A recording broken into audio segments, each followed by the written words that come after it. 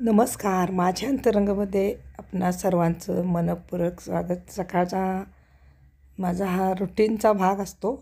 लिंबू पाणी कोमट पाण्यातून लिंबू पाणी कोमट घेणं, त्यानंतर ध्यानधारणा आणि बऱ्यापैकी व्यायाम वगैरे करून मग फ्रेश व्हायचं.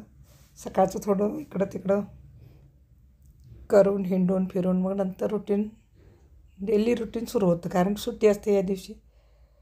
अनुलोम विलोम, सूर्यनमस्कार असं माझं रुटीन असतं. ते मी शक्यतो चुकवत नाही, कारण आपण दिवसभर लिखाण वगैरे करतो, फलक वगैरे लिहितो, खांदे दुखतात, घरचं तर काम असतंच असतं.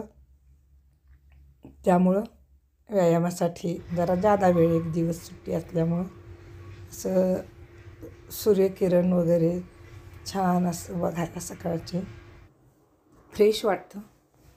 शेतातल्या शेंगा मुळ्याच्या आणलेल्या दरवर्षीप्रमाणे सुकवून ठेवण्याच्या प्रोसेस आणि ह्याच्यात उभ्या चिरून हळद आणि मीठ आम्ही लावतो.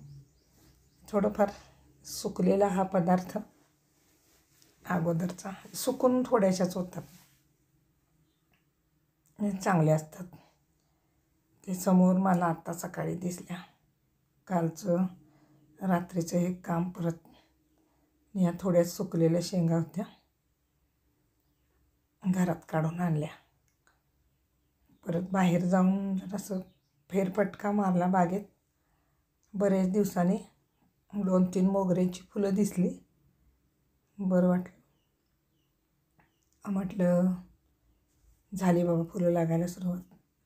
आणि 1000 मोगरा गुच्छ लागतात, त्याचे गुच्छ एका विद्यार्थ्याने दिलेलं मला. तर त्याला म्हणतो की आता पाऊस संपला आहे.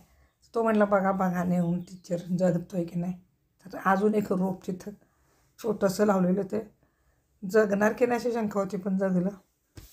आणि हे असे परत पानगळीच्या ऋतूनंतर परत ही अशी पांढरी चाफ्याची फुलं. आता पाडव्याला हे फुलं भरपूर लागतात, अगदी मोठ्या प्रमाणात अख्खं झाड भरून जातं. हे देशी जुगाड बघा आमच्याकडे. हे आमच्या कॉटला उभ्या पट्ट्या होत्या.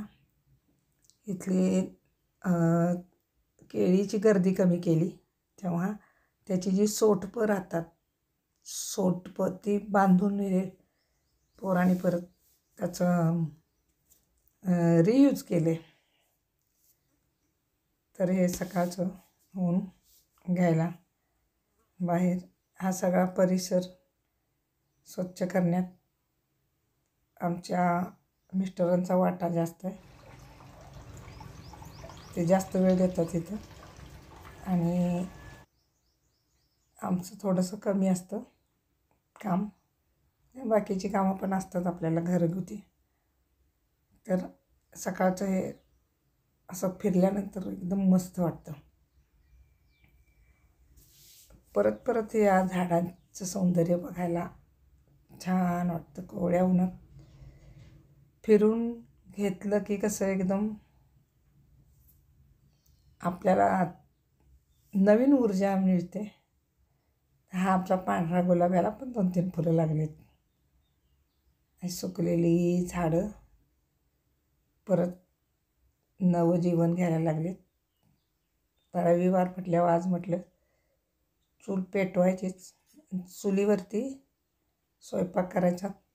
ठरवल्याप्रमाणे एका पातेल्याला थोडीशी माती लावली, लाल माती. त्याच्यात थोडासा निरमा मिक्स करून ते बाहेरून लेप दिला आणि ते पातेलं चुलीवर चढवलं. आज खुटावळ्याच्या शेंगाची आमटी, ताजा होता खुटावळा आणि दोघींचंच जेवण होतं, त्यामुळं फार वेळ लागला नाही. थोडीसे खुटावळ्याचे दाणे होते, ते एक वाटीभर त्याची म्हटलं चुलीवर आमटी करायची. अप्रतिम अशी तिची चव असते. जर चुलीवर केली तर गॅसवर एवढं नाही चांगलं लागत, पण चुलीवर लागतं.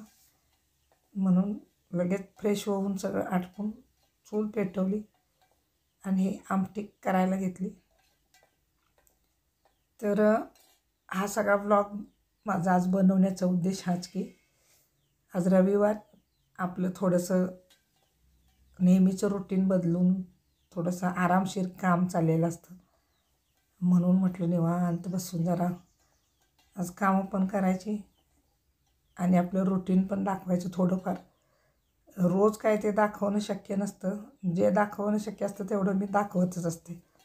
परंतु जे घरात असताना आपलं रुटीन असतं ते आपण नेहमीप्रमाणे दाखवू शकतो असं काय नाही. पण माझे अंतरंगचे व्ह्यूवर्स ते गोड मानून घेतात आणि कमेंट बॉक्समध्ये जाऊन आवर्जून चांगल्या कमेंट देखील करतात.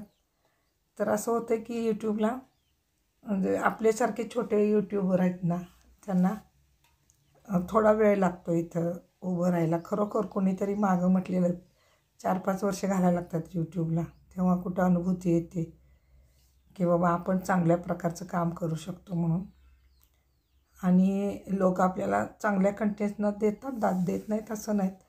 तुमचे व्ह्यूज फास्ट असून तुमचे पूर्ण फुल टाईम व्हिडिओ बघणारे व्ह्यूवर जर असतील तर तुम्ही त्यांचे आणि ते तुमचे कंटेंट्स बघत राहतात आणि एकमेकाला सहकार्य करत राहतात. म्हणून झटपट इथं काम होतं असं नाही. इथं भरपूर गोष्टी शिकाव्या लागतात आणि त्यानंतरच पुढं तुम्ही जाता.